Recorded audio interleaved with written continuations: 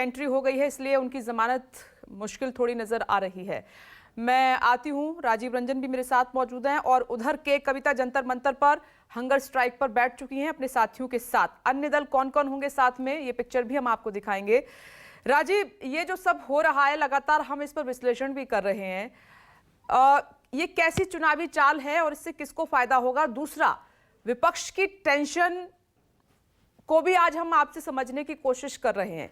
क्या ये ED CBI का डर है इसलिए एक आने की कोशिश कर रहे हैं, और ये जो एक साथ आ रहे हैं तो ये साथ या कुछ समय के लिए होगा, ये बाद में बिखर जाएंगे? सिर्फ और सिर्फ एक्शन की वजह से ये साथ नजर आ रहा है आपको?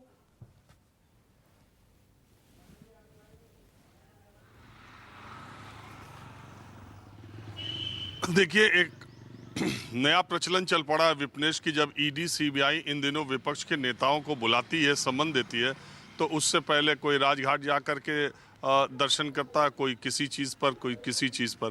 अब के कविता, आपको मालूम है कि तेलंगाना में इसी साल के अंत में विधानसभा चुनाव होने हैं और तेलंगाना में केसीआर को भारतीय जनता पार्टी एक चुनौती देती हुई पार्टी दिख रही है। अगर हाल के नगर निगम के वहाँ के चुनाव, अगर हैदराबाद के आप देखें, उनके नतीजे पिछले साल जो चुनाव हुआ था, और भारतीय जनता पार्टी कर्नाटक के बाद तेलंगाना को दक्षिण भारत का अपना दूसरा गेटवे बनाना चाहती है और उसके लिए वो पुरजोर कोशिश में लगी हुई है। केसीआर तेलंगाना में आज की तारीख में बहुत मजबूत स्थिति में है।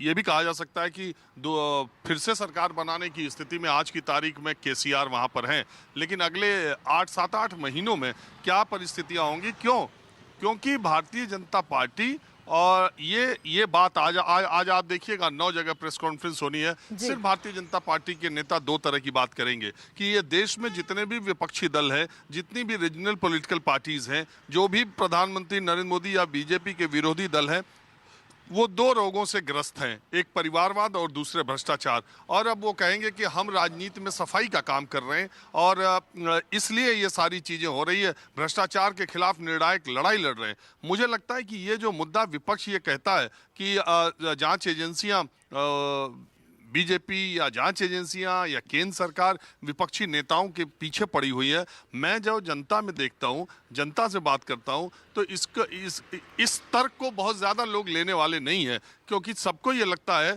कि सारी सरकारों में और जो लोग शासन सत्ता में रहे हैं उन्होंने भ्रष्टाचार किया होगा, ऐसी शंका सबके दिमाग में रहती है। लोग कहते ये हैं कि सच सामने आना चाहिए।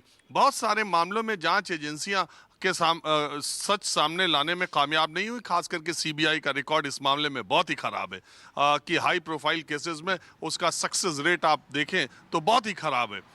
तो ये एक बात तो ये है। दूसरी बात, एक सवाल लोगों के दिमाग में, जहन में रहता है और सबके दिमाग में है कि क्या सारे दुनिया के हरिश्चंद्र भारतीय जनता पार्टी में ही है?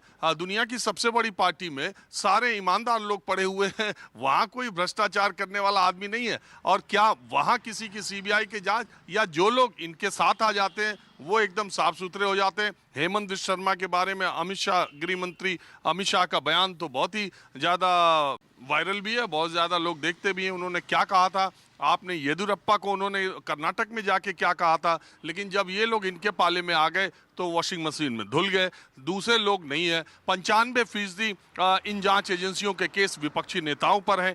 तो एक बात तो ये सामने आती है, प्राइमा फेसी देखने में ही लगता है कि ये जो कार्रवाई है वो विरोधी दलों पर हो रही है। आप देखिए, मैं बार बार कहता हूं, एकनाथ शिंदे के धड़े वाली शिवसेना का जो पार्ट है, अब तो शिवसेना उन्हीं की है, उसके 1 दर्जन से ज्यादा नेताओं को ईडी और सीबीआई का सम्मान मिला था। उसके बाद क्या हुआ, जब से सरकार बनी है, कितना सम्मान गया ईडी का और कितना गया सीबीआई का? तो ये सवाल अपनी जगह पर है, लेकिन भारतीय जनता पार्टी आक्रामक तौर पर, मैं कहता हूं कि वो भ्रष्टाचार और परिवारवाद पर विपक्षी दलों पर आरोप लगाएगी, और विपक्षी दलों की क्रेडिबिलिटी का ये बहुत बड़ा सवाल है कि जब वो ये बात कहते हैं तो जनता उनके बात से कितनी मुतमईन होती है।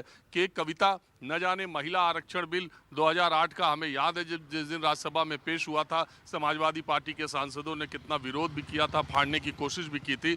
अब 15 साल पहले का महिला आरक्षण बिल, उसको लेके आज 18 पार्टियों के पास अनशन करना, तो ये सब जबकि वो ये बात भी कह चुकी हैं कल ही। उन्होंने कहा कि कांग्रेस पार्टी एक बड़ी रीजनल पॉलिटिकल पार्टी से ज्यादा कुछ नहीं है। तो आप ये भी समझिए कि ये सारे जो राजनीतिक दल हैं ये अपने अपने गढ़ को बचाने के लिए अलग अलग तरीके की लड़ाई लड़ रहे हैं। लेकिन दोनों जगह, अगर दिल्ली देखें और तेलंगाना देखें, दोनों जगह की जो मजबूत पार्टियां हैं उसके विकल्प के तौर पर भारतीय जनता पार्टी बहुत तेजी से आगे बढ़ रही है। और उसकी पूरी कोशिश है कि दिल्ली की सरकार पर भ्रष्टाचार का मुलम्मा चढ़ा दिया जाए और केसीआर की सरकार पर भ्रष्टाचार प्लस परिवारवाद का मुलम्मा चढ़ाकर आक्रामक तौर पर अगले चुनाव में इन पार्टियों से निपटा जाए। जी।